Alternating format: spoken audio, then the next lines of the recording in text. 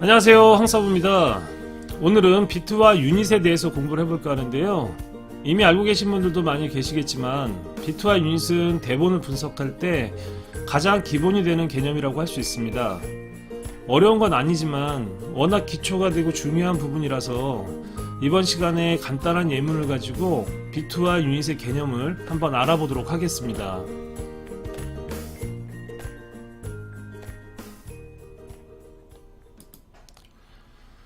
자, 지금 화면에 비트와 유닛의 개념에 대해서 설명한 걸 보고 계신데요. 앞서 말씀드린 대로 비트와 유닛은 대본을 분석할 때 굉장히 많이 쓰이는 용어입니다. 근데 막상 학생들을 가르쳐 보면 이 용어들을 처음 들어보는 분들도 계시고 들어는 본 것 같은데 정확하게 뭘 말하는지 모르겠다라고 하시는 분들도 많이 계세요. 물론 뭐 알고 계신 분들도 많이 계시지만요. 근데 이렇게 수업 들어보시면 아시겠지만 설명 들어보시면 이렇게 어렵지 않아요. 절대 어렵지 않은데 잘 모르시는 거예요. 그래서 활용을 잘 못하고 계신 분들이 많아요. 공부해 보시면 되게 쉽고 막상 대본 분석을 할 때 활용하시면 굉장한 도움을 받을 수 있어요. 오늘 설명 좀 잘 들으시고 앞으로 대본 분석하시는데 잘 활용해 보시기 바라겠습니다. 자, 우선 비트라고 되어 있는데요. 자, 비트. 가장 작은 단위의 극적 진전. 말이 좀 어렵죠? 극적 진전. 그게 앞으로 나아가는 데 필요한 가장 작은 단위의 무엇인 것 같아요. 그 옆에 보시면 가장 작은 단위의 토픽이라고 되어 있어요. 토픽. 토픽이라고 하면 어떤 이야기거리, 화제, 주제 뭐 이런 걸 얘기하잖아요. 그러니까 단어는 아닐 것 같아요. 단어를 얘기하는 것보다는 좀 크지 않을까? 이런 생각이 좀 드는데 밑에 부연 설명 보시면요. 소설과 같은 산문에서의 문단, 패러그래프를 말하는데 적, 단락, 구절 뭐 이런 게 아닐까 싶어요. 그러니까 여기서는 그냥 쉽게 문장이라고 생각하셔도 무방해요. 자, 그럼 밑에 유닛을 볼게요. 비트들이 상호작용을 하며 나아가는 더 큰 규모의 극적 진전, 더 큰 그러니까 비트들이 모여서 유닛이 되는 것 같아요. 그리고 그 유닛 안에 있는 비트들은 서로 상호작용하고 또 서로 연결되어 있고 그러니까 이렇게 연결되고 상호작용하는 비트들이 모여서 하나의 유닛을 만드는 것 같아요. 그러니까 유닛이 비트보다 훨씬 큰 단위인 건 분명한 것 같죠. 자, 밑에 얘기를 보면 이벤트, 사건, 그 다음에 에피소드, 어떤 일화를 얘기하는데요. 그러면 극이 보면 이렇게 진전할 때 앞으로 나아갈 때 어떤 하나의 사건이 끝나면 다음 사건 다음 사건이 넘어가잖아요. 하나의 에피소드 끝나면 다음 에피소드 이렇게 하나의 사건이나 에피소드를 이루는 하나의 어떤 큰 생각들의 단위가 유닛인 거예요. 그리고 그 안에는 그 큰 덩어리 안에는 또 작은 생각의 조각들이 있겠죠. 그게 비트인 거예요.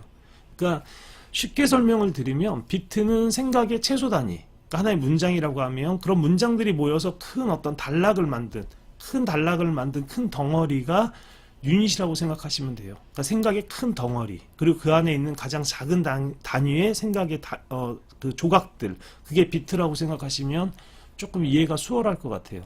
자, 그러면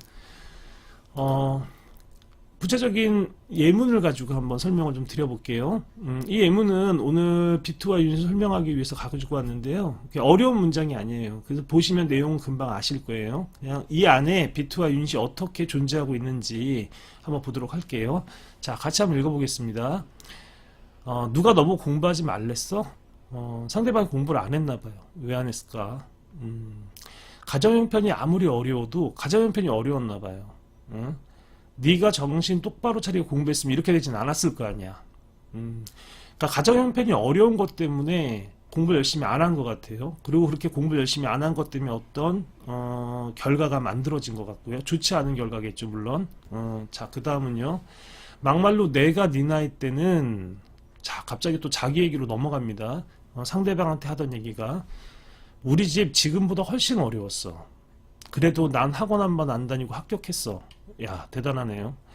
내가 벌어 대학까지 졸업했고. 와우. 자, 본인은 더 어려운 상황에서도 본인 스스로 힘으로 벌어서 대학 가고 졸업까지 했대요. 근데 상대방은 가정형편을 탓하면서 공부도 제대로 안 하고 결과도 지금 좋지 않아요. 그래서 뭔가 뭐 좌절하거나 포기하거나 아니면 굉장히 좋지 않은 상황에 놓여 있는 것 같아요.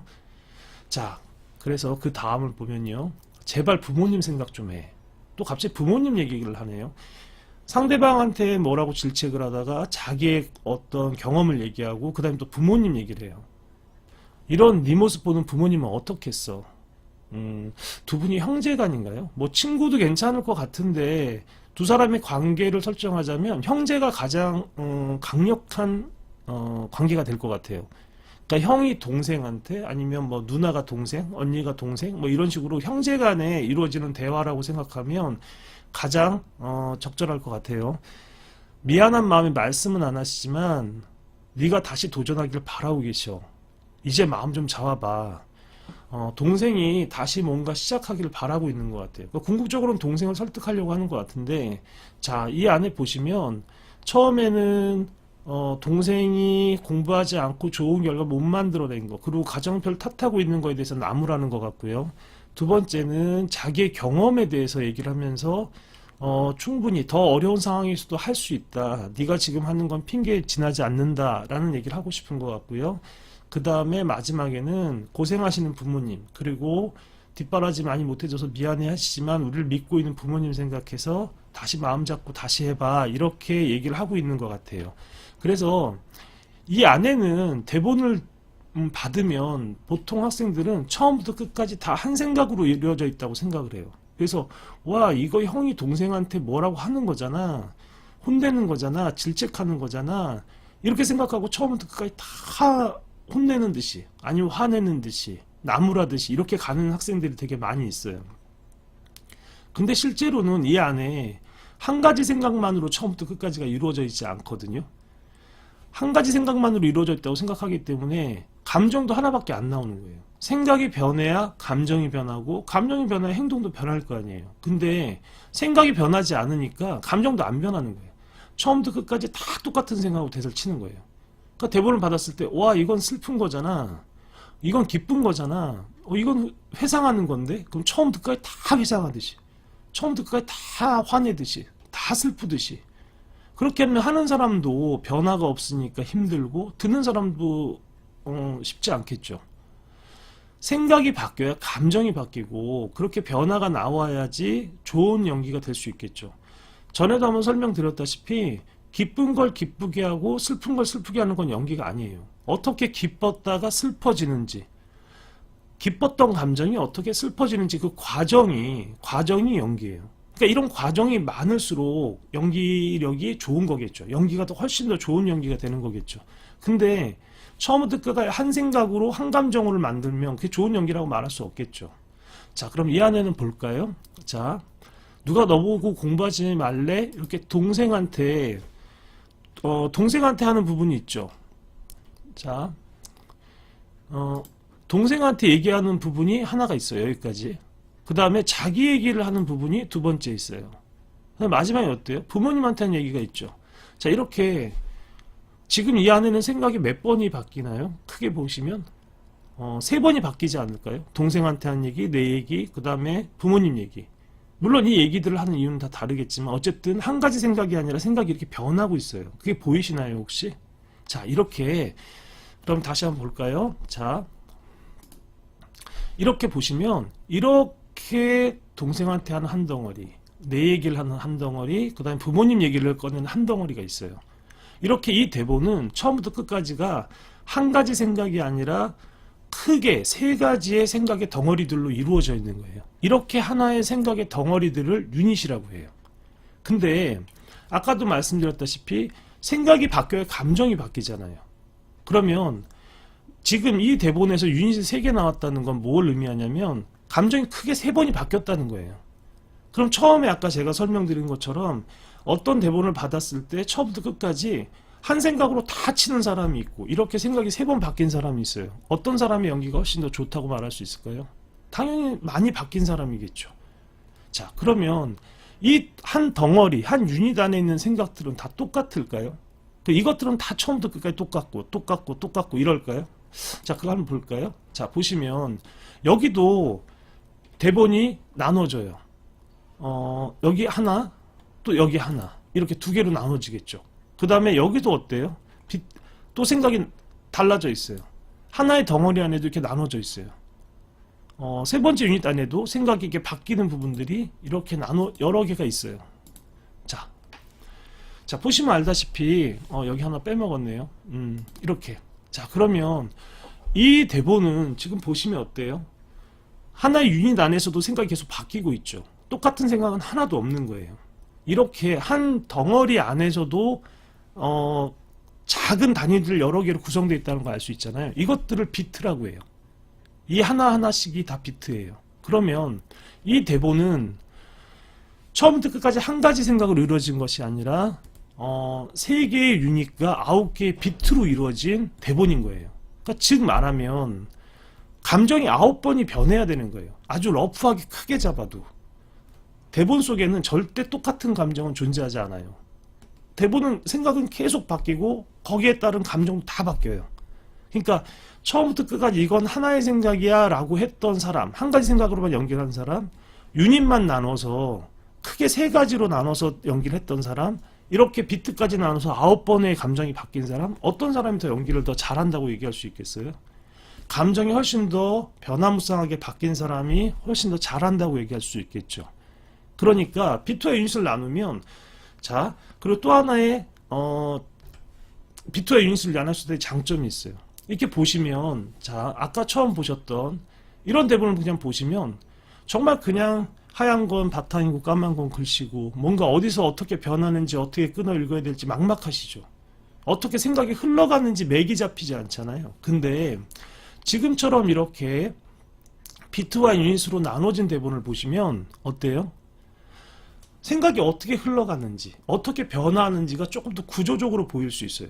그러니까 생각의 흐름의 맥을 잡기가 훨씬 더 편해요.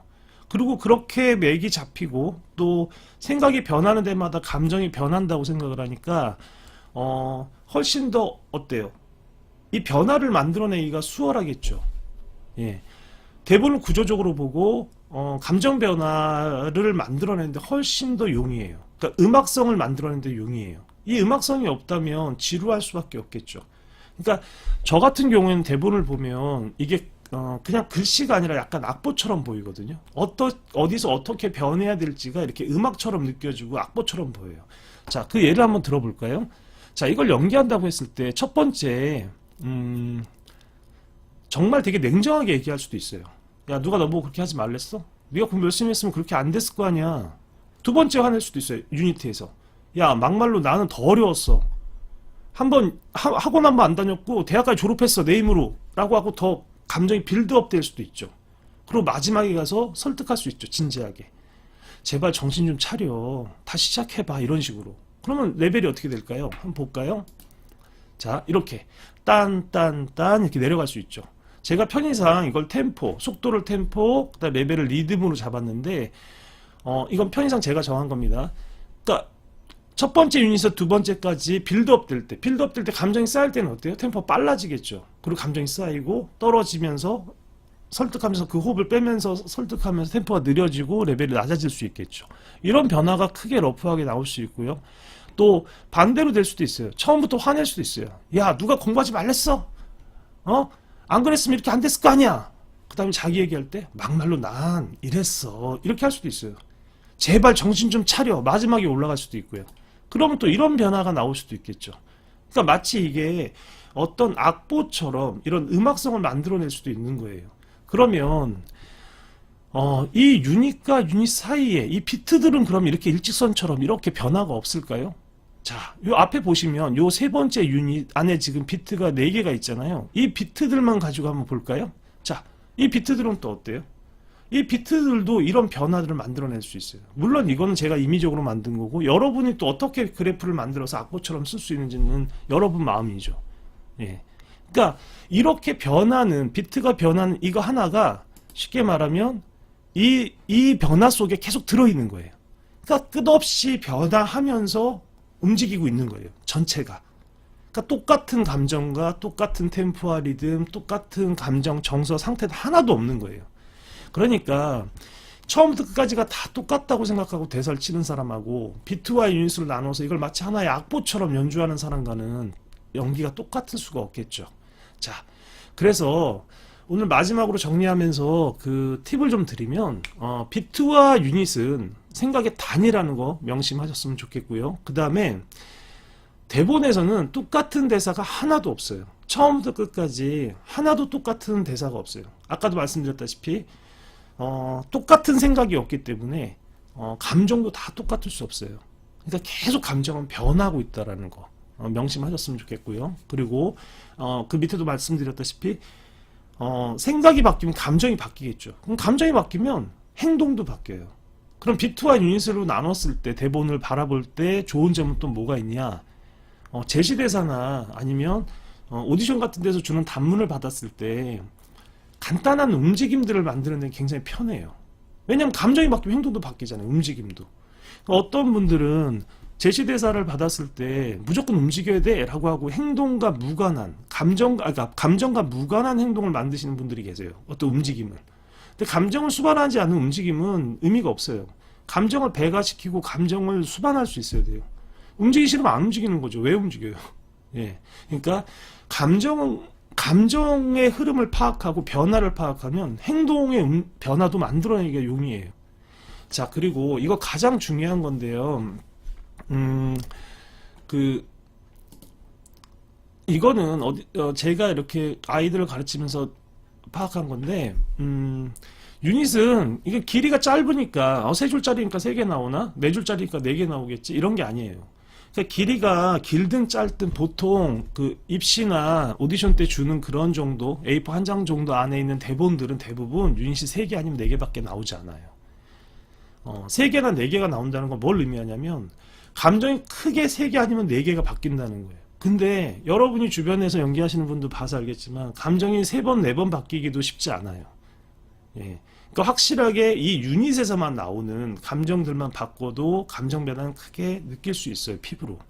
그러니까 항상 제시대사나 단문을 받았을 때 그 안에서 유닛은 3개 아니면 4개가 나온다는 거 좀 명심하시고요. 그리고 아까 말씀드린 대로 비트와 유닛으로 대본을 분석하시면 대본을 구조적으로 볼 수가 있어요. 그리고 이 구조적으로 보이는 것들을 통해서 음악성을 창조하는데 훨씬 더 용이하다는 거 명심하셨으면 좋겠습니다. 자, 오늘 그 비트와 유닛에 대해서 설명을 좀 드렸는데요. 어떻게 도움이 좀 되셨습니까? 오늘 말씀드린 내용 잘 기억해서 대본 분석할 때 제일 먼저 비트와 유닛을 나누는 습관을 한번 키워보세요. 그러면 대본 분석할 때 큰 힘이 될 거라고 생각합니다. 자, 그럼 다음 시간에 다시 뵙도록 하겠습니다. 감사합니다.